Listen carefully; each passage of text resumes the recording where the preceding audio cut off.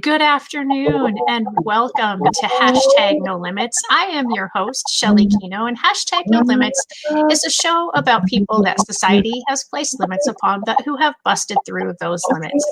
As an education consultant and former special educator, I have seen this happen so many times where a child, you might think a certain thing about that child at a young age, and when they turn into an adult, they are doing so many things that maybe people didn't think they would be able to do.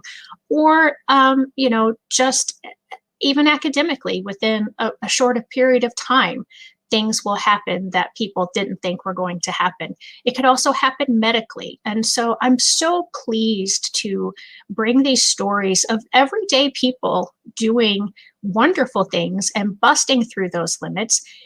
And as you've probably always noticed, if you've watched this before, that I have a butterfly up in the corner because Ophelia says in Hamlet, we know who we are, but not who we will be. And the caterpillar turning into the butterfly, to me, exemplifies that like nothing else. I mean, why would you ever think something that was crawling on the ground would someday be soaring through the skies? So I love the butterfly and I love that example. And I am so thrilled to introduce my guests to you today. This is Purely Patrick is with me today, and Patrick and his mom, Mary Ann, are joining me. And so thank you for joining us today. How are you guys? We're good. Are we good? We're good. Yeah, thanks for having us, Shelly. Absolutely, absolutely. So tell us about Patrick and kind of what your lives have been like so far. So Patrick will be 30 in November, which I'm in a bit of denial over. How can that be? Because you must only be like 35. So right, exactly. So how could he possibly be 30? Right.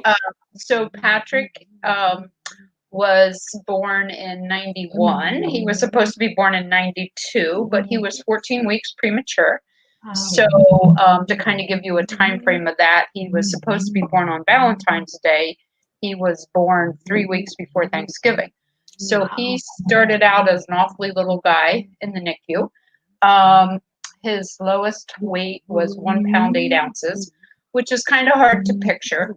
The best way I can say is that my husband, Patrick's dad, George, who's not particularly a big guy, his wedding band, George's wedding band, went all the way up to Patrick's shoulder. So that's how tiny his arms were. But as I like to say, Patrick was a fighter and a lover. Always been a fighter and a lover, haven't you? So Patrick has a diagnosis of cerebral palsy. He's got intellectual delay. He's got a seizure disorder. And he's totally blind. Other than that, I love to sing and smile. And he does adaptive skiing, adaptive paddleboarding. He loves to swim. Loves to go for car rides and eat out when it's not in the middle of a pandemic. You're very sociable, aren't you? The whole town knows you. And of course, he's got his own business, Purely Patrick.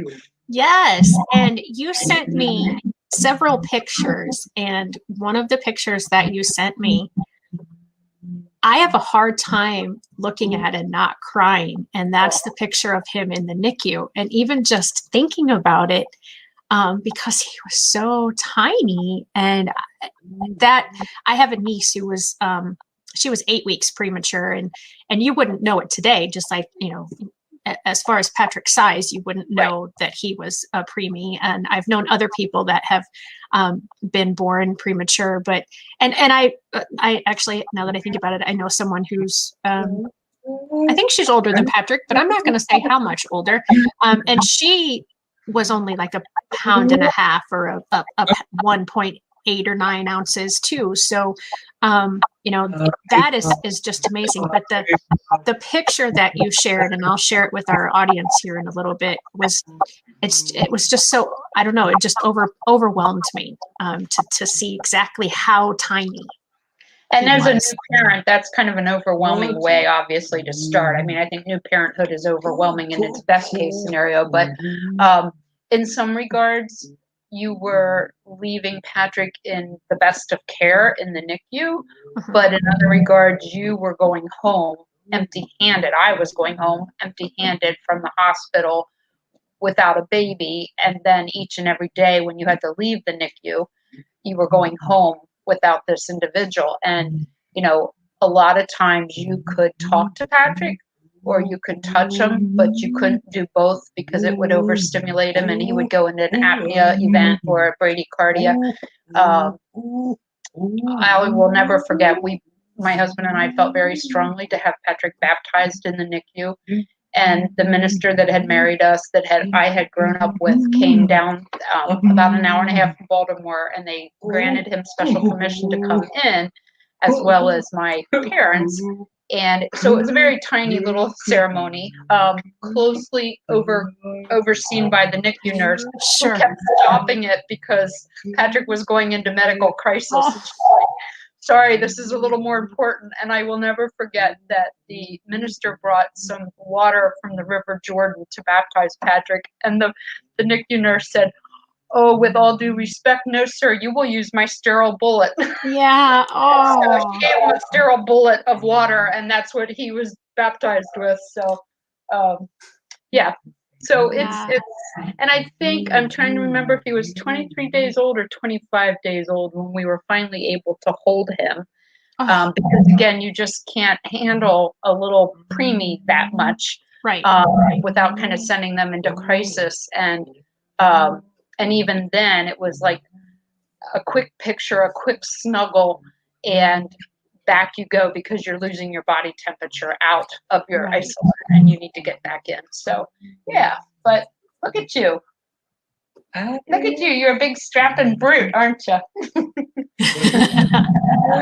Yes, yeah. Yes, I am.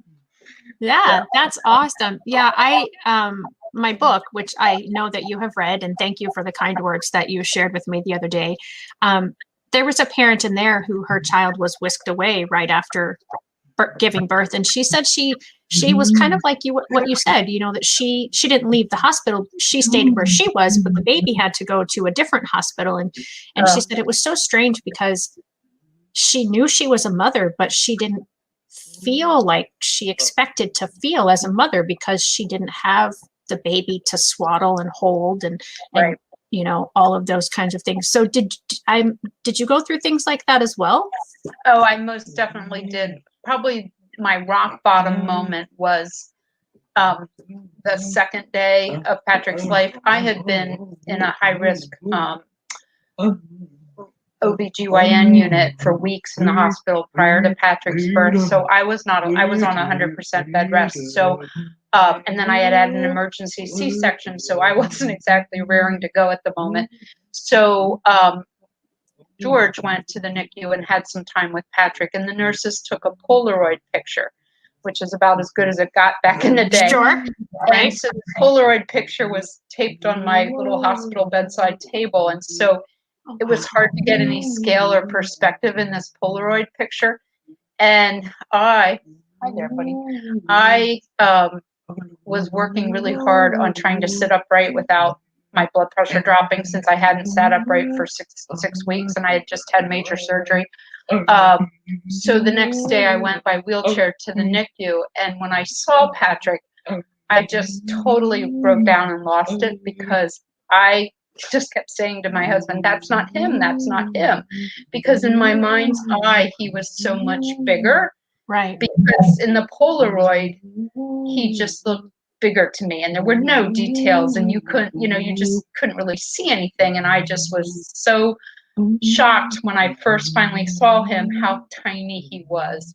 So, yeah, it was kind of a very brutally raw week where I was really kind of hesitant to bond, because I didn't want to lose. If I was afraid if I lost him, it would hurt even more.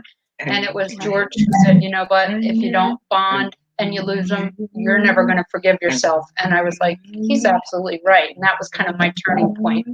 Yeah, so that does make a big difference. And I want to share, if it's okay with you, because we are talking about that time of how tiny he was. Is it okay if I pull up the slide and share that? Yes, absolutely.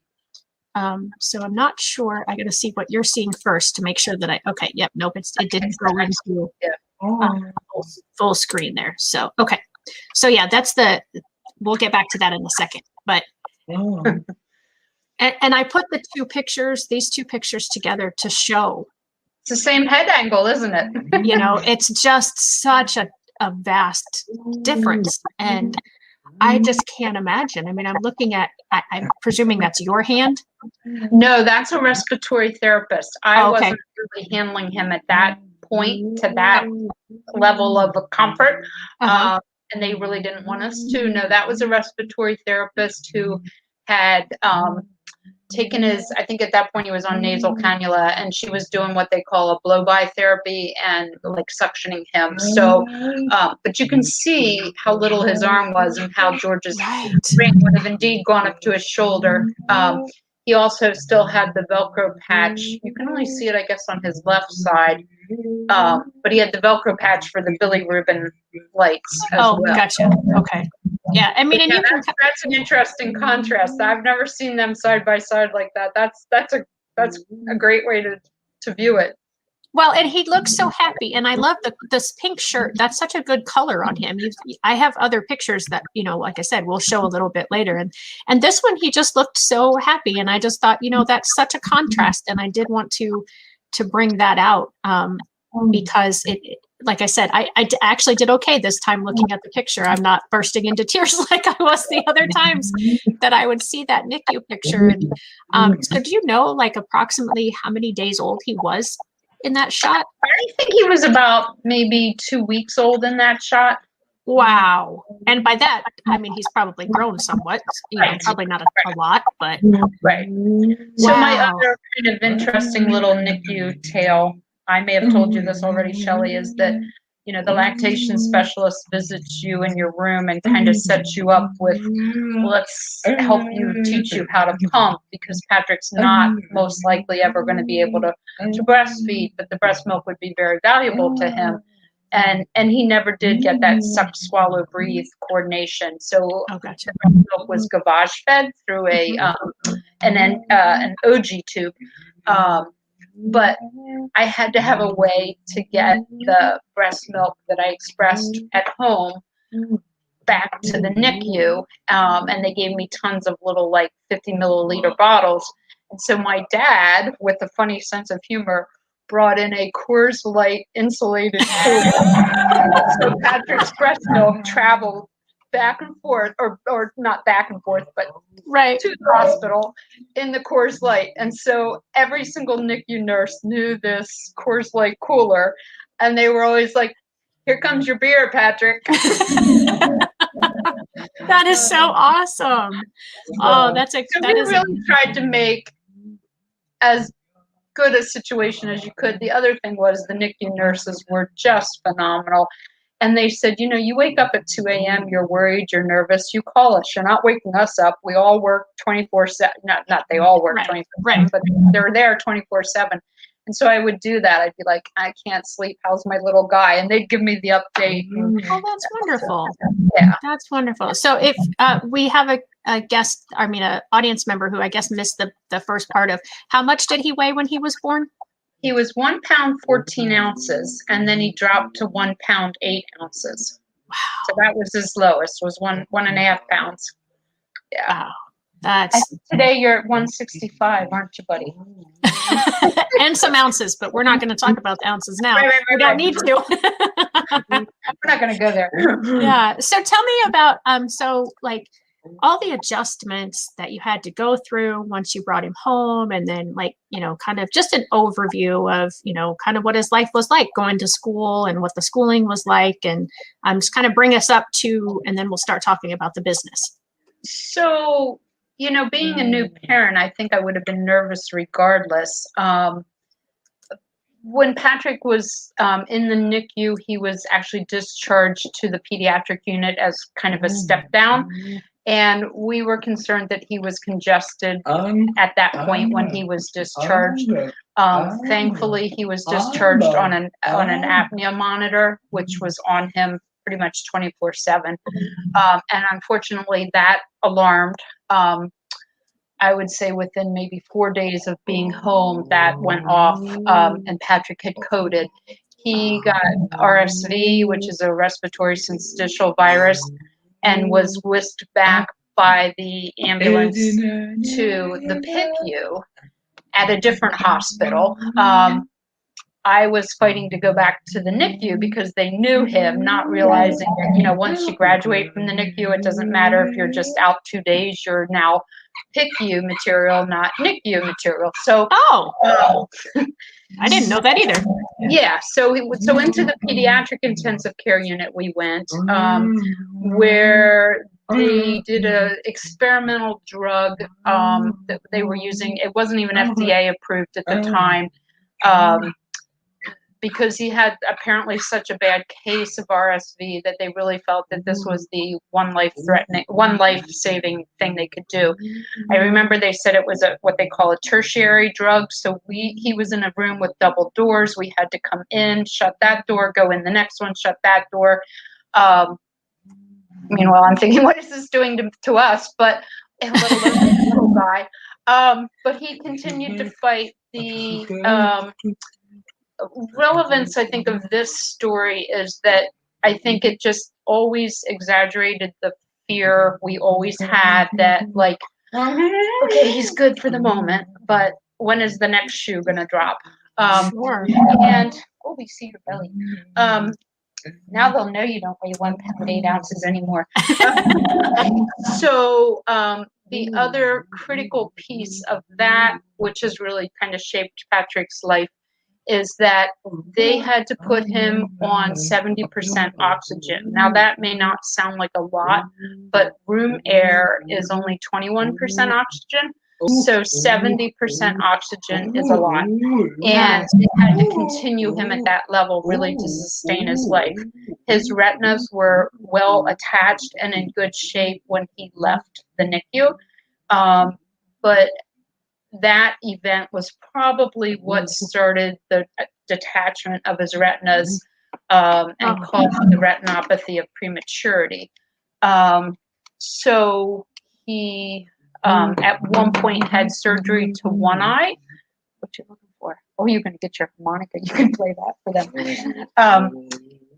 And that gave him a little bit of light perception. However, he's lost the light perception. So he really, and now he's got corneal clouding on top of it. So for all intents and purposes, Patrick's, he wasn't born blind, but he's, I think, always, that's what he's always known. And honestly, I don't mean to belittle his blindness, but I think in the scheme of things, sometimes that's the least of his issues. However, you do pick up so much learning vicariously through your vision that, maybe if he had some vision, it would have helped. So, right. Who's to say? Right, exactly. We can't go back and relive. So yeah, we just have to. Anyway, then he started early intervention at home. Because of his diagnosis of blindness, he was eligible to work to go in the early intervention infant toddler program at the Maryland School for the Blind, which was phenomenal. That kind of shaped me. I have been an occupational therapist for 12 years before Patrick was born. I realized there was a world of pediatrics out there I had never thought to explore, and so I kind of switched gears at that point and became a pediatric OT, a double agent, as I like to say. But I kind of learned from Patrick, and what I learned, I applied kind of with Patrick. And then I eventually ended up at the Maryland School for the Blind for 16 years. And would probably still be there if we hadn't moved to Vermont to open a bed and breakfast. So, I'm not sure. Did I answer your question, Shelley? Yeah, you did. Not completely, but that's okay. So yeah, we were talking about like his schooling. So was he at the Maryland Institute for the Blind his whole school career then? Yes, Maryland School for the Blind. Yes. No, I'm sorry. Okay. He was when we lived in Maryland, he was there. When we moved to Vermont, he went into a public high school because there was no school for the Vermont. It's so much tinier of a population. They just don't have the census to support it. So he went from a very small school with like a very supportive ratio of special ed teachers and paraeducators. And basically in his program, there was one special ed teacher and 2 paraeducators to 6 kids. Patrick had never had a one-on-one aide because behaviorally he just didn't need that. But Right. when he moved to public high school, he did have a one-on-one aide. And they were a little lost because they had never had a Patrick. And so I really kind of helped them develop a curriculum that worked for him. And that's when we started his business, and his BI, his behavioral intervention support person, came to the house to work on his products with him to see if it was something that could really be feasible and work. So, but they, instead of doing adaptive PE, I took them to the indoor swimming pool because, again, Patrick would have been the only one in adaptive PE, and it was hard to adapt kind of the regular ed curriculum to Patrick. In the winter, he did adaptive skiing, and the school bus transported him there. And so they really did a phenomenal job figuring out how to best meet Patrick's needs. And I really appreciate that at the start of that part of your story, you said they'd never had a Patrick before. What? To be honest, every student that walks into a classroom, a teacher has never had a student like that before. True. Unfortunately, though, we forget that sometimes, and we want the student to learn us instead of the other way around. But it doesn't sound like you had bad experiences. It sounds like we had a very good experience. We had a phenomenal special ed coordinator, some really good support therapists. The BI was phenomenal. Yeah. That's amazing. That warms my heart, because unfortunately, as an education consultant, I get called in for the cases where parents are not receiving that kind of support, and they should be based on the law and just Right. kind of, in my opinion, human kindness. But but my opinion doesn't always hold water. So, but yeah, so it does. It really warms my heart to see that teachers and administrators understand when they need to learn somebody else, because of that individualization of our laws and our programs that we write. So, at what stage did you decide, or how did the business idea come about? Let's go with that question. So it was definitely an evolution. For years and years and years, I was struggling with, what is Patrick going to do when he graduates? And the one thing that gave me some solace with that was, I think our daughter was probably 7 and Patrick was probably 9. She asked me, "Mom, will Patrick go to college?" And I got rather choked up and said, "Nope, I don't believe so." And she said, "Well, why not?" And I said, "Well, I just think it's going to be too hard for him." And, she obviously loved Patrick for who he was and didn't quite understand the whole big picture anyway. But so she said, "Well, what will he do when he grows up, Mom?" And I, again, got a little teary-eyed and said, "Desiree, I don't know yet. I honestly don't know." And I think in my mind, I was picturing like a medical daycare program and thinking, I hope not. It doesn't feel comfortable for me. Sure. And Desiree, our daughter, out of the mouth of babe, said, "I know, Mom. Patrick's job will be to make everyone happy." Oh, And I was just like, okay, that gave me peace of mind ongoing, like you wouldn't believe. I was just like, it's going to be okay, because if nothing else, that will be Patrick's job. yeah, that's so cool. All the time, don't you? So, so that kind of helped me relax the pressure of what are we going to do? What does this look like? Well, then we moved to Vermont, where services are very individualized, and they have very much of an inclusion model. And they have like, what can we do to make it work for Patrick kind of mentality, which we're very fortunate about. Can you sit up, please? Whoa, are you getting tired? Sit up a little bit, bud.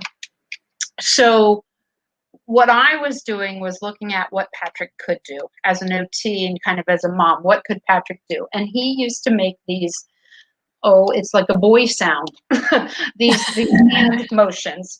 And he would make these squishy hand farts, for lack of another word. That's what, call it what it is, right, Patrick?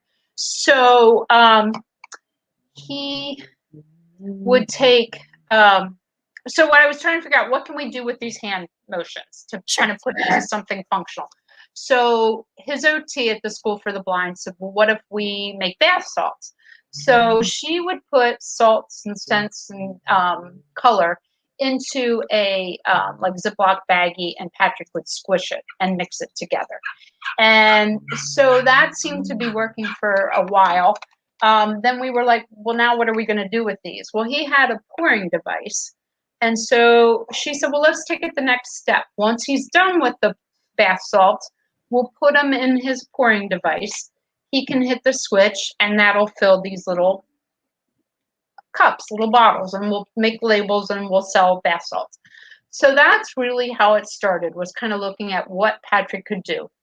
And that was the first vocational use he had had of the pouring device. He had used it to put the egg in the cake mix, help me make your milkshake, water the plants, that kind of thing, but he had never used it vocationally.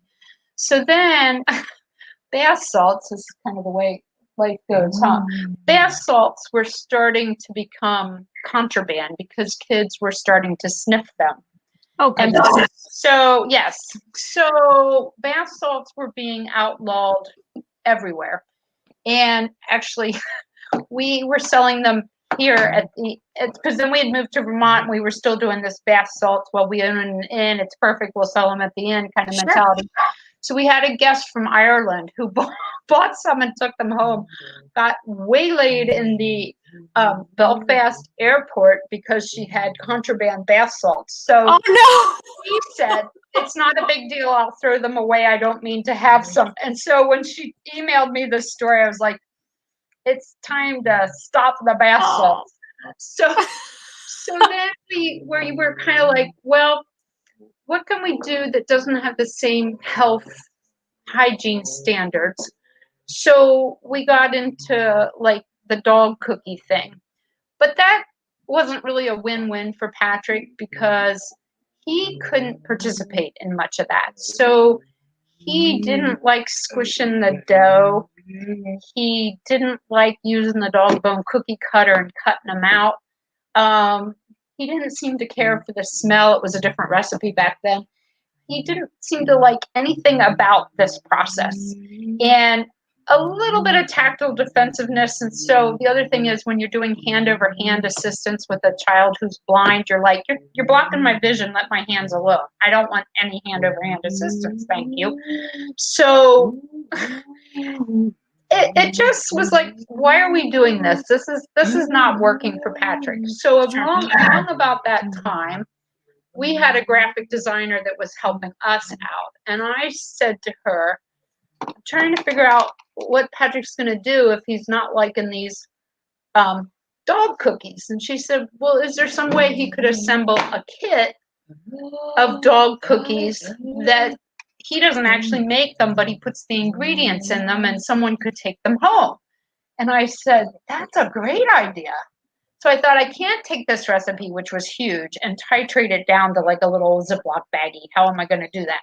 Right. So I jumped online and I Googled dog cookie recipes, and one happened to be in a ball jar. And I was like, well, look at that. We could do, and I had done, cookies like that for teacher gifts over the years. I'm like, we could do, belly showing, we could do a dog cookie jar, and you could use your switch. And again, the switch can be in front of Patrick. The ingredients, which are preloaded and pre-measured by the job coach, can be out of any hygiene concern ways.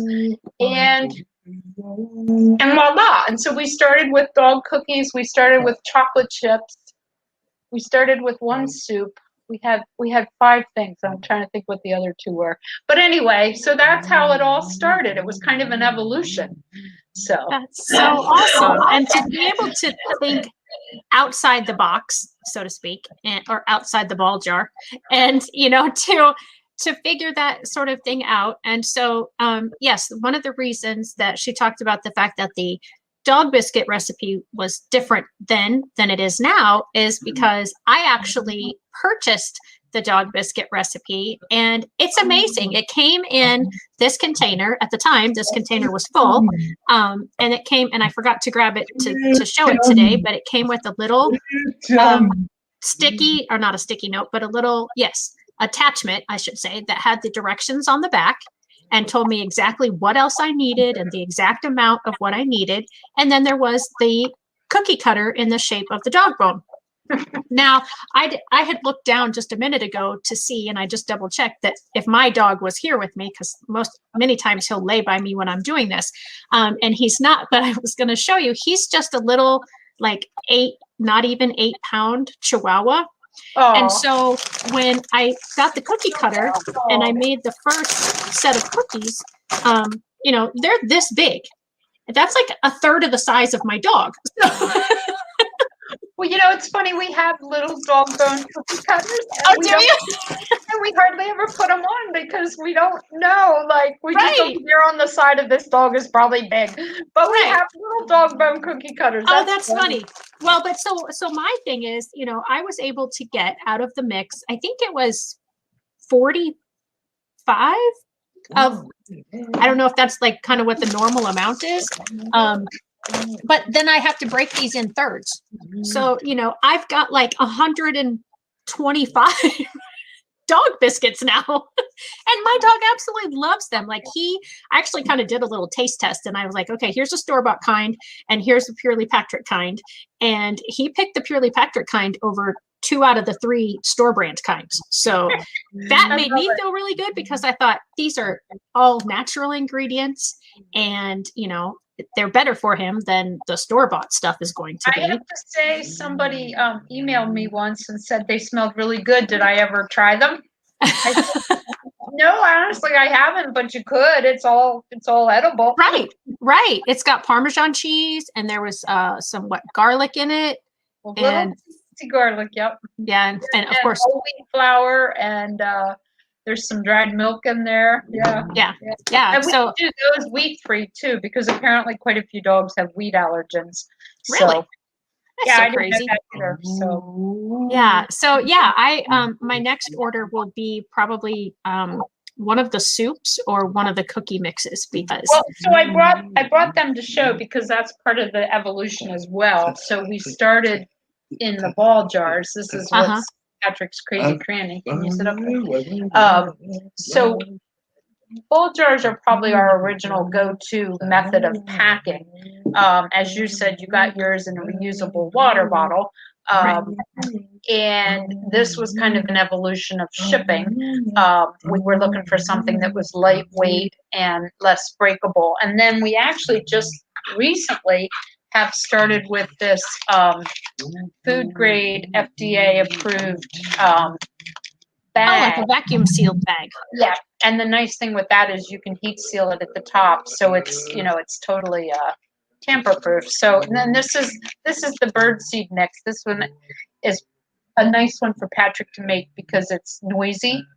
And this one's very noisy too. He likes to make the ones, it seems, that are the noisiest or have the most smell. Like his chai tea is really a very aromatic one. But this was the idea of our daughter as well, because a lot of people would come up to him at farmers markets and say, I want to buy something for my grandmother, but she's diabetic. And so Desiree came up with this idea. Oh, okay. Yeah, that's awesome. So I'm going to go back to the slideshow and just share a little bit of those again. So this is a little bit of what the items come packaged as, and I gotta get to the right picture here. So this looks like it's got some colorful, maybe M&M. So I'm guessing that's one of the cookie mixes.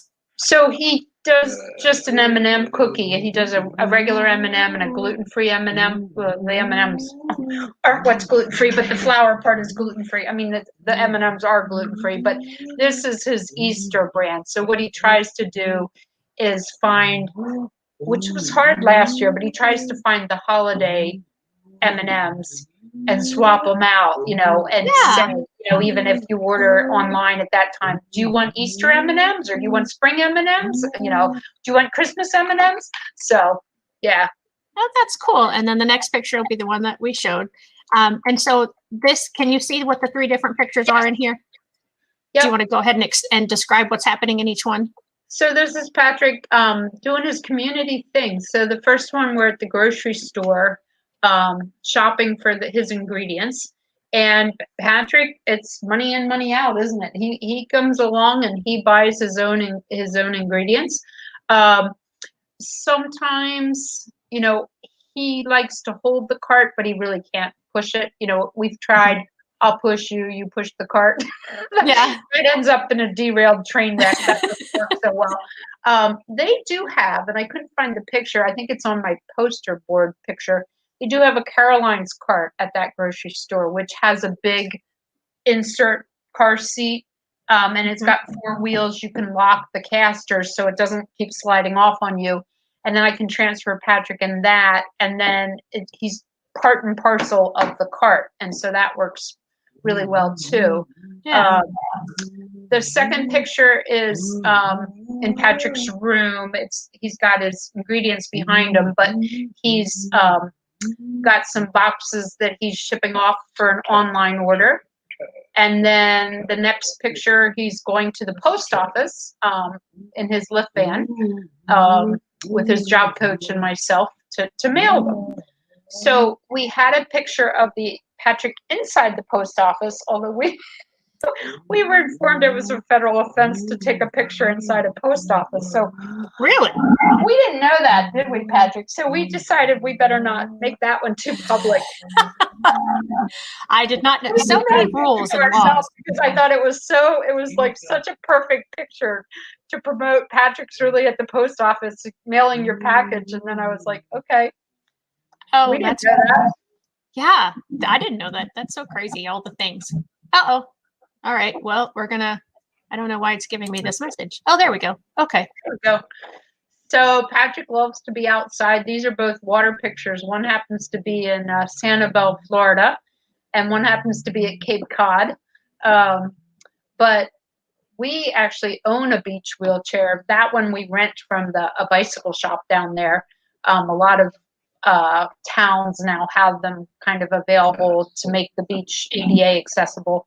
But it's hard to see. That one has big balloon tires, so it's easier. It's not a piece of cake, but it's easier to push on the beach with that. But Patrick just loves the sunshine. He loves the breeze. He loves the fresh air. He loves the sounds. He's quite an outdoor enthusiast, aren't you? Yeah, I think some of the next pictures. I love this. This is to me like his sense of humor. Like we've got Bernie, and then we have Olaf. So Bernie was appearing everywhere, and so he was. Yeah, we tried really hard to figure out how to get Bernie to come to the farmers market, and one of them is not dressed correctly, but I can't figure out which one it is. One of them's either really hot or really warm, but. So, this is Patrick's. He's got his 10 by 10 tent. He's got, we kind of got bored with the 10 by 10 or 8 by 10 table with his products. And so I scoured the neighborhood for wooden ladders, and we painted them the primary colors. And so that's how we display his. Those are awesome. His things. And my husband put little edges on the back of each ladder. Like you can't see them because the products are there. But that way we've only lost a couple. We don't usually lose too many. Not too many of them break. But anyway, the next one is Olaf. Yes, I'm on a was on a Stowe Vibrancy board, and we were doing a whole week winter wonderland weekend thing, and no one else would dress up as Olaf, so I said I would. So I'm like, hey, we might as well get our money's worth out of having this costume here. So Absolutely. Yeah. So there's Dad. There's Dad. That's at so the first one is an accessible trail a little south of us that we went to one Father's Day that overlooks a waterfall. And the other one is the Corkscrew Swamp in Naples, Florida. Okay. So we are always looking for kind of like accessible paths, and we get pretty good at knowing where they are in every state, don't we? Yeah, I bet.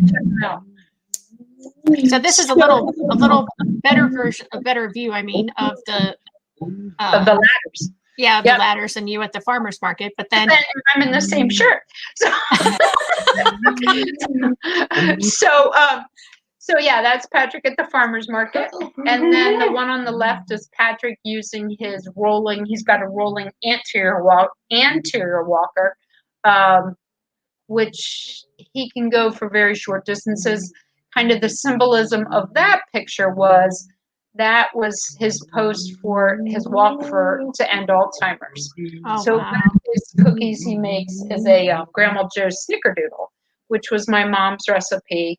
And $2 from every jar goes to the Vermont Walk to End Alzheimer's. So that's what he was doing. He was doing his walk, weren't you? To promote it. So now we get into some more of the outdoor activities. So this is at Stowe Mountain Resort. They have a very strong adaptive program. It's part of Green Mountain Adaptive Sports. I'm on the board of that too. I think that's part of the secret, is to keep these things going by being involved. But Patrick participates in a sit ski, which basically is a sled. It's got a chest harness. It's got a foot strap and a knee strap. Some people are tethered to the instructor and participate by kind of weight shifting and can turn the sled. Patrick is more passive than that, in that he is not able to either physically, cognitively, visually do that. Mm-hmm. So they seat assist him and they do the turns for him. But he just absolutely loves this. You haven't heard Patrick sing too much today, but he has quite a repertoire of songs when he's in the mood. And one of the songs he sings, which took us quite a while to piece this together, but his young instructor figured it out. He was singing every time we were on the gondola, "Take Me to the Place I Love" by Red Hot Chili Peppers. I think its real name is called Under the Bridge.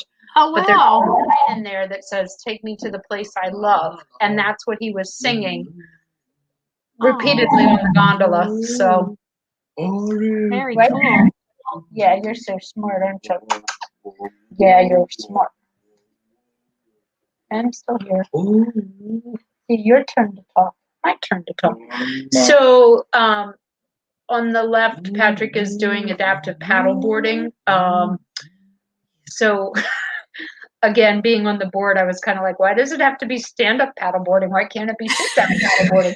Right. So Patrick has really actually pretty good trunk control.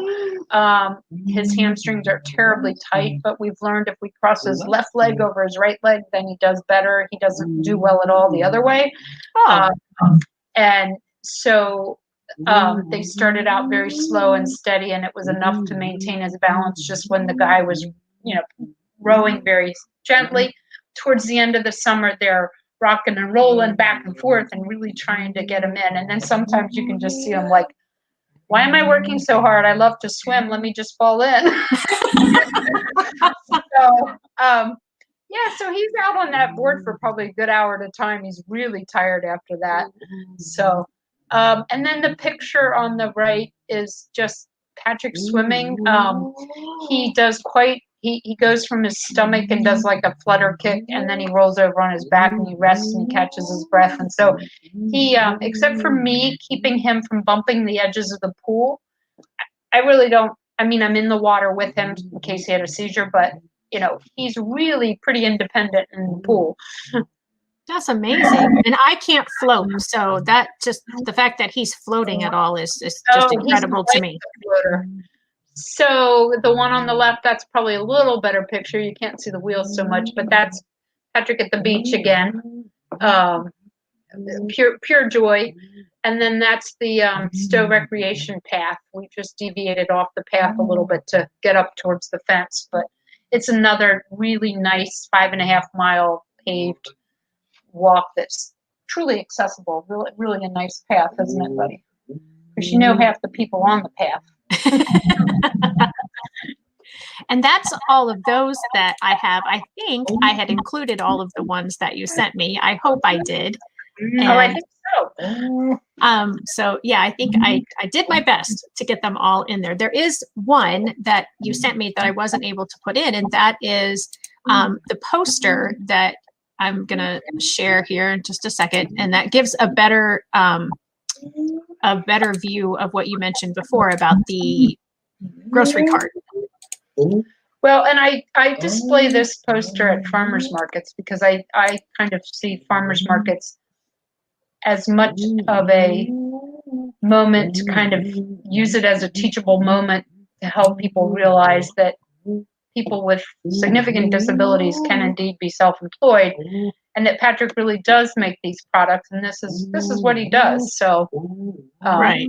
there's the Caroline cart, the blue one. I'm going to see if I can't make that a little bit so that it's a little more all of it at the same time. So there in the bottom right, he's using his switch. You can, I think that's birdseed you see going through the funnel and into the jar. So tell me a little bit about that switch. Tell us a little bit more about that. So I don't know if you can see it here. It's over here. I don't know what. Let me take this out for a second. Yeah. Okay. We can. Can you see that? I know the light's kind of weird. So it's very simple. The switch part comes over. This is Patrick's quote work switch, so it's got a different texture than a couple of his other switches, and he knows that this is his work switch.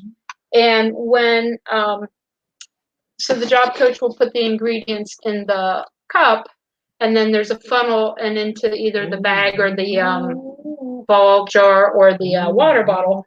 Patrick, can you show him when you use your switch what happens to the cup? I don't have anything in my hand. Can you show him? Can you use your switch? I know there's nothing hooked up. Show him. Can you see the cup pouring? Yeah. I know you don't. That's hear so cool. Pouring, do you? It's like, why am I working and nothing is happening? Right. Exactly.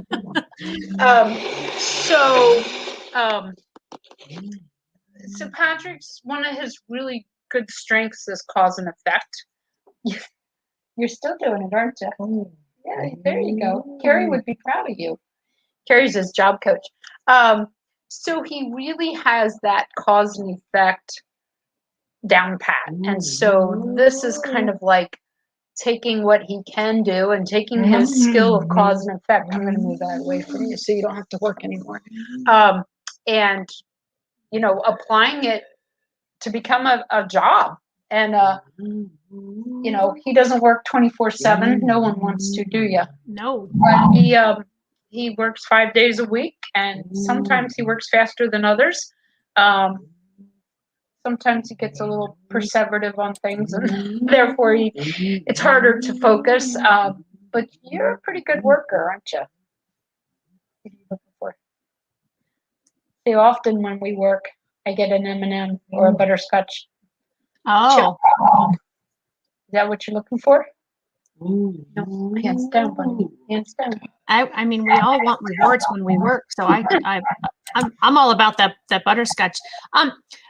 Marianne, we have talked about your website, well, his website, and that there's a little video on there that gives a little bit. Do you want me to still show that, or do you feel like we've covered everything and that's in that video?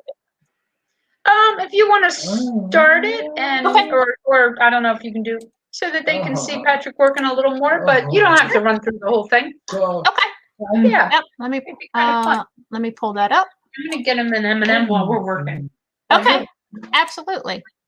Yep. So this is his website, and the reason that I popped it on this part of the website first is I absolutely love that saying, "Don't diss my ability." I think that speaks volumes because I personally I don't like the word disability because it comes from disable. And so, saying "don't diss my ability" to me was I just thought that was amazing. So here's the video down here. I stole it from a self-advocacy t-shirt. Hey, sometimes you got to do what you got to do. All right, so this looks like there's a different switch. So that's Patrick's step-by-step. And okay. So what we do with that is we put the ingredients on so that he's telling us what's next in the menu and in the recipe and what to put out for him. I've always struggled a little bit with the step-by-step. The only other reason we usually use it is at the farmer's market to kind of engage people. Thank you for stopping by. Let me know if you have any questions. It's a beautiful day out. Hope you're having a great day. I've always felt like it's a bit contrived, and it's got on there whatever I have put on there for Patrick to respond. Sure. So I feel like it's got a finite use. But yeah, that's a step-by-step. Okay. And I love what you have written here too. I have cerebral palsy, and even though I do not talk, I always get my point across. My hands see what my eyes cannot. Watch me make these products for you. So hopefully, can you hear it? Yep. Okay, good. Well, starting a business can be a big gamble. But a 19-year-old is winning with his made in Vermont goods and is beating the odds too. Gina Bullard has his story. You're talkative today. Keep it going, my man. Patrick Lewis has a gift. That is how it all started, because he did that hand movement. And I thought, what can we do with that hand movement and capitalize on that? Come on, turn the cup around. The teenager suffers from cerebral palsy after being born almost 4 months premature.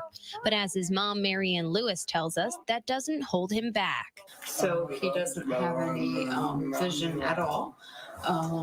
But he does a lot of exploration with his hands. He also had some brain damage from his prematurity. And so he uses kind of sounds and songs to communicate. His business, Purely Patrick, capitalizes on what he can do. Barley, split peas, rice. With a voice output and pouring device, the 19-year-old creates ready-to-make jar mixes. Like a kit, you just add the wet ingredients to Patrick's jars. From dinner to dessert, he can do it. This one is sequential, so you can put like the list of ingredients like that. This one is his favorite, country soup, because it's the loudest to make. Singing as he works in his room. Just like the rest of us, he doesn't always feel like working. Are we boring you? And sometimes he can do like 4 jars in the morning. Sometimes he does 1. And we're kind of into like let him take his own time. If he wants to work quickly, that's good. If he doesn't, it's purely Patrick. Do you think he has fun doing this? Oh, I like it. Do you like it? I think he does enjoy it. Patrick's jars range in price from $5 to $10, which he sells at his family's business, the Brass Lantern Inn in Stowe. I don't think Patrick really worries about how much he sells. I think he has just more fun in the process, right, bud? What? Patrick also loves going to local farmers markets, meeting the community, and marketing his business. I'm not sure that he's going to retire rich with this business, but I think it's enough to give him like a meaningful purpose and enjoyment. That's what I'm hoping. Vermont products made purely with purpose. Gina Bullard, Channel 3 News, Stowe. That's awesome. And I know you had said to me once before that, you were, the website, you were kind of like, well, we put it together, it could, I think it's fabulous. I mean, Oh, it's thank got you, Shelley. everything that you need on it. It tells his story. Obviously, that was done just a couple of years ago.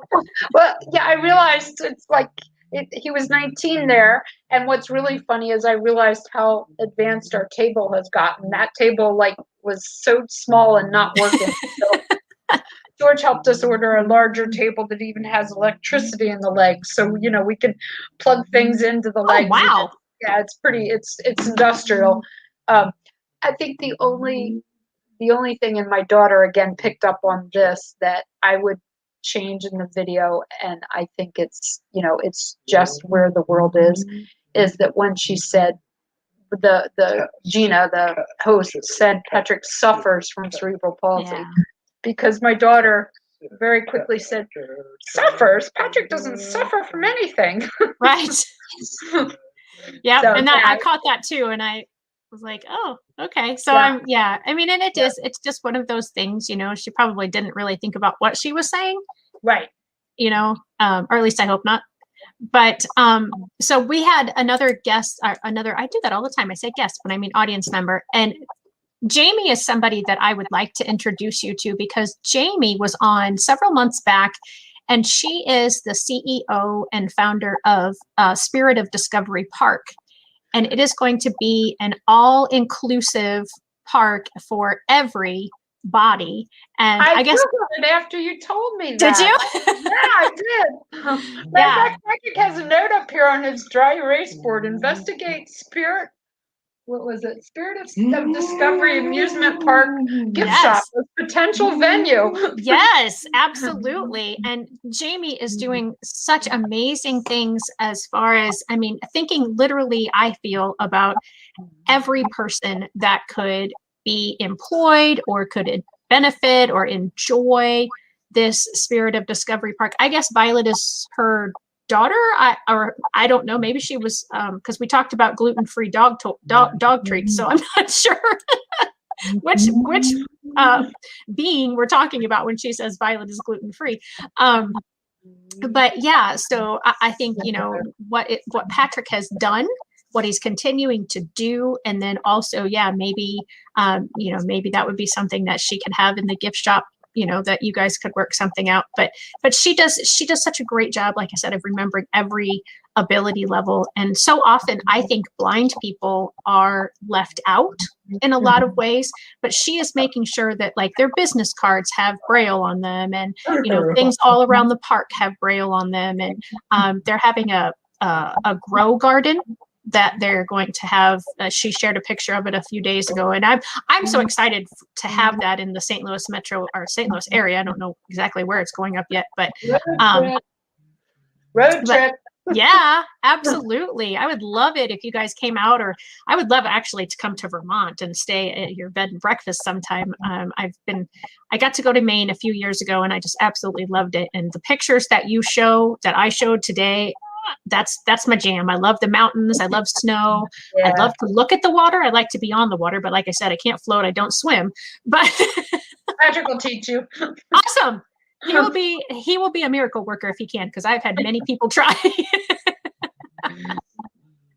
So we do need to wrap up. I could continue to talk to you and to talk about all the great things that Patrick is doing. But before we go, obviously we have purelypatrick.com as a way to find you all. Is there anything that you would like to share that we haven't already shared, or any other ways or things that are going on that you would like to say really quickly? Well, the cell phone number that's on Patrick's website is my cell phone. And it's either his job coach or myself that monitor his Purely Patrick email. So, if you have any questions about starting a business, how do you do this? How do you get a job coach? Again, realizing it's probably different in every state, but I'd be happy to talk to any parents. If there's someone who's like, explain that adaptive skiing to me, and how do I get into that? There's some district chapters that could probably help with resources, and I'd be happy to be a resource for anybody, whether it's recreational activities or whether it's employment. And I think the last thing I would say is that sadly Patrick's Facebook page got hacked not too long ago to past recovery because they actually changed his recovery email. So Facebook has frozen that. And so we've just yesterday opened a new account. So if you want to friend him, it's purely Patrick Lewis. We're trying just one. He had a personal before and a business. And now we can't get to either. So we're just doing now purely Patrick Lewis. So feel free to friend him there and spread the word. We appreciate that. Absolutely. Well, thank you again so much for being here today. It's been a pleasure to get to know you. And I very much enjoyed chatting with you on the phone and the little bit of interactions that we've had through emails and such. And absolutely today has been wonderful. So thank you both very much. And have a great rest of your day. Great. Thanks everyone who joined. Thanks.